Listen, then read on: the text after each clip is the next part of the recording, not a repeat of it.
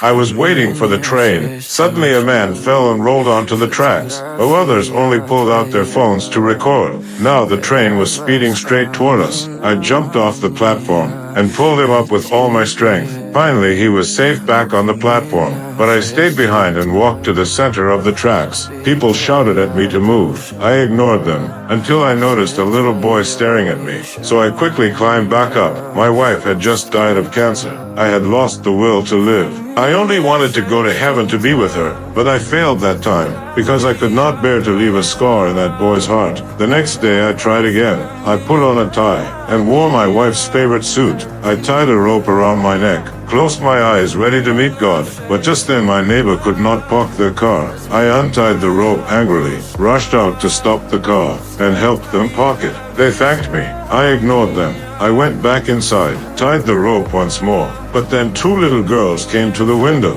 I had no choice but to untie it again, to avoid being disturbed again. I shut the curtains. I stood on the stool, but right then the doorbell rang. I could not take it anymore. But when I opened the door, it was my neighbor's little girl. They brought me food to thank me and asked to borrow my ladder. The next day I made my fifth attempt. I went into the garage. I connected a hose to the exhaust pipe, ran the other end into the car, sealed the windows with tape. I sat in the driver's seat waiting for the end, but when the car filled with fumes, there was knocking outside again. I opened the garage door furious. It was my neighbors. They needed me to drive them to the hospital. At the hospital, the neighbor asked me to watch the kids for a while. I could only play the role of a temporary babysitter, imitating the sound of a bear and telling them stories. The two girls laughed joyfully. Before they back home, the two girls hugged me, and we become good friends. The next day, the neighbor showed me the children's paintings, only I was colorful in it. Everyone's concern warmed me.